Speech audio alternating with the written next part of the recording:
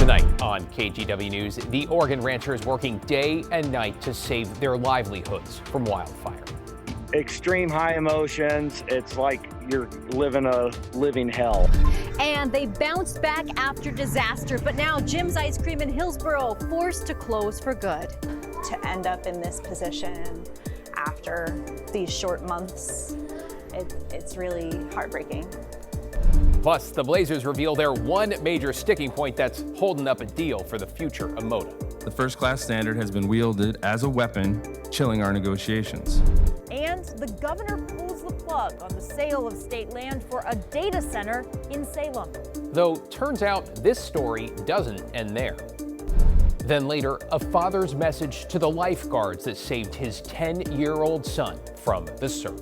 We're just lucky, fortunate, because of Ryder and the other people that helped, that he actually survived this.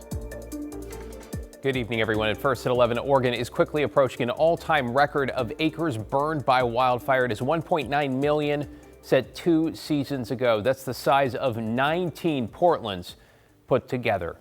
Thanks for joining us. I'm David Mulco. Tonight we have some good news from fire officials who say no new large fires have sparked in the last 24 hours, though the threat, as you can imagine, is anything but over. Case in point, this time lapse from just before sunset this evening, showing smoke from the Grasshopper fire billowing into the sky. This is just southeast of Mount Hood, and it's still burning out of control with more than 21,000 acres scorched and thousands of people evacuated. That is just one of nearly 50 active fires in the state, meaning resources are stretched very thin, including in parts of eastern Oregon, where ranchers are working alongside firefighters to contain the flames and to save their livelihoods. Here's Devin Haskins.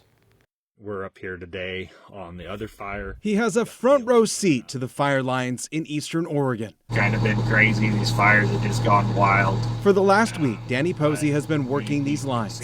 Extreme high emotions. It's like you're living a living hell. One fire after another near his ranch in Malheur County. I was on a real good cat, so I was cutting high gear about 8 miles an hour, laying that line over, and the flames are just running up the ridge right behind you. So, it's like, it's something that you just screw around, you could die. He's a rancher, but he's also a member of the Gentura RFPA, the Rangeland Fire Protection Association. The group acts like a volunteer fire department focused on protecting more than 17 million acres of rangeland, crops, and sage-grouse habitat. There are 29 RFPAs across the state, made up of 1,300 volunteers. Some of them ranchers, just like Danny. The local RFPAs with the local BLM guys, that's what's kind of out here getting this thing done. We've been going hard on this for a week. And it's exhausting work in horrible conditions. We've been sleeping 2 hours a night, and then you're running the 22-hour days.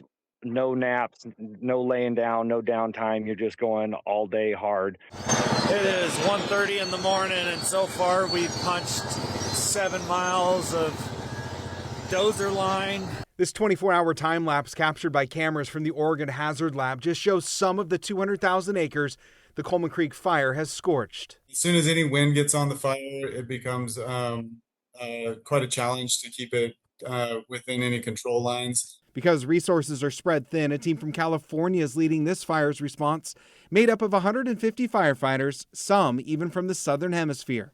We have firefighters from both New Zealand and Australia here on the incident with us. For Danny, he's just tired of the fires and what he says feels like a lack of help. Everybody just wants this to be over with, and we can't get no damn resources out here on these fires because there's so many fires in the west here in Oregon. Devin Haskins, KGW News. Oh, you really feel for him. Let's bring in Celine Stevens now, tracking fire weather conditions across the state. Celine?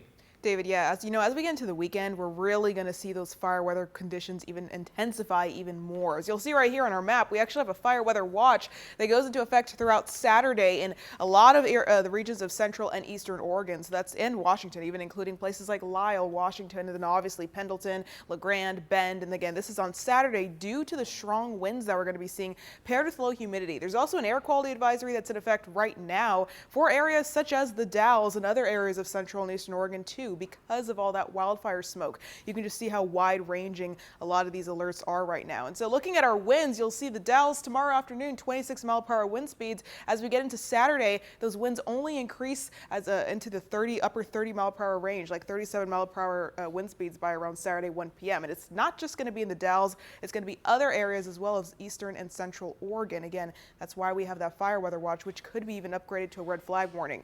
So looking at our smoke real quick, you'll see light smoke over to the areas like the Dalles, but near Mount Hood, pretty thick smoke. And of course, in central and eastern Oregon, we are just seeing that thick to even very thick smoke over that area. That continues into the weekend, impacting air quality. Good news in Portland, though. Temperatures going up tomorrow. We cool down over the weekend, even a possibility for some rain. David, we'll talk more in a bit. Hey, that is good news. Thanks, Celine.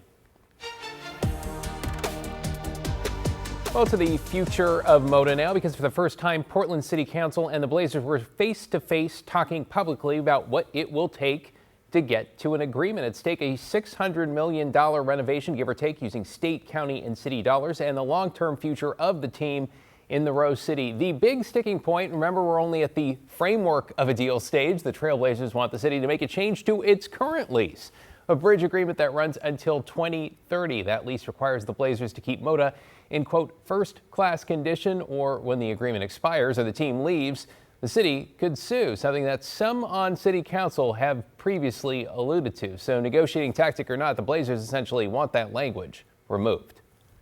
The city must acknowledge that the arena is and remains in first-class condition. Doing so removes the threat of litigation hanging over these negotiations so that our conversations can move forward. The mayor says the city has no intention of suing, but the city also does not want to incentivize the Blazers to leave. If the Blazers are insisting on looking backwards, that is going to be a problem. The city of Portland is not looking to relitigate existing contracts. We are only interested in having that new conversation about the next phase of our agreement. Right now, we're awaiting critical votes from the city and county in the coming weeks in order to stay on track toward a deal. By the way, we'd like to know what you're wondering about when it comes to the future of Moda. We've got a lot of questions. Text yours to 503-226-5088. We will add it to our list as we work to get clarity and hopefully some answers. To get you caught up on tonight's other headlines now, new at 11, a man is drowned off the coast of Seaside. A 911 caller reported seeing two swimmers struggling in the surf Wednesday evening. Seaside Fire, Cannon Beach Fire, and the Coast Guard launching jet skis and swimmers to help. Authorities say they pulled a 41-year-old man from the water. He later died at the hospital. Two rescuers were injured and were treated and released. In West Lynn, a homeowner is missing following a house fire. Officials say it appears the blaze started in the backyard on Quail Ridge Court and quickly spread to the 6,000 square foot home. No word yet on the cause. And check out this video from Vancouver of Clark County deputies using what's called a grappler to stop a driver during a pursuit. Deputies say the driver followed another car after a road rage incident, rear-ended that vehicle, then took off speeding, cutting off drivers and making dangerous lane changes. This was back on July 17th. The K-9 also helped take the driver, identified as 51-year-old Elizabeth Gordon, into custody. Developing tonight, Oregon's governor has directed the state to cancel the sale of state-owned land in Salem for a proposed data center. The move coming just days after neighbors spoke out against the plan. Alma McCarty brings us the update. You guys should be ashamed if you're still going to allow these data centers to pop in Salem. That's public testimony from a Salem City Council meeting on Monday. And coincidence or not, on Thursday, the governor delivered, ordering the state to cancel the sale of state-owned property in southeast Salem, land intended for a proposed $5 billion data center project. This specific proposal by developer Veris sparked fierce debate and discussion. The impacts ecologically are absolutely bonkers. It is plainly obvious to anybody who cares to look that the so-called AI boom is little more than a bubble. Where does it stop, is my question. Where does it stop? Because Oregon is known for its beautiful landscapes, its lush places, and there's not a lot of places in this world that are like this. The governor writing, "This decision is about my responsibility to make sure state actions reflect Oregon's values and serve the public interest." This is the parcel in question, 32 acres owned by the state near the intersection of Turner Road and Deer Park Drive southeast. The remainder of the land, more than half owned by 2 private companies. And Veris, the California-based developer, told KGW it still intends to move forward subject to city approvals, saying this decision was made unilaterally and without consultation before Veris had the opportunity to present its design, infrastructure plan, and community benefit proposals to address these concerns. In Salem, Alma McCarty, KGW News. This evening, we're getting a look at an independent report into how the Longview School District handled or did not handle allegations that high school basketball players assaulted their younger teammates. The report, conducted by an outside firm, recommends sweeping reforms. It stems from last October, when court documents say 2 14-year-old boys described being forced into a dark room and sexually assaulted. 2 students have since been charged. The report finding gaps in the district's sexual harassment, hazing, and bullying policies. Among the recommendations, training school staff, locker room supervision, and banning cell phones in those spaces. We spoke with concerned parents today. As a parent, as any parent would want their child to be known that they're going to be protected and kept safe in an environment where they're supposed to be learning and preparing for their future. Not a lot to ask for, right? Longview police also arrested the then Superintendent Karen Cloninger in May on charges of failing to report, tampering with a witness, and obstructing a law enforcement officer. The acting superintendent says the district is already implementing some of the report's recommendations. A reminder, if you or someone you know is a survivor of sexual assault, know that help is available 24/7. A good place to start, the National Sexual Assault Hotline. The number is 800-656-4673.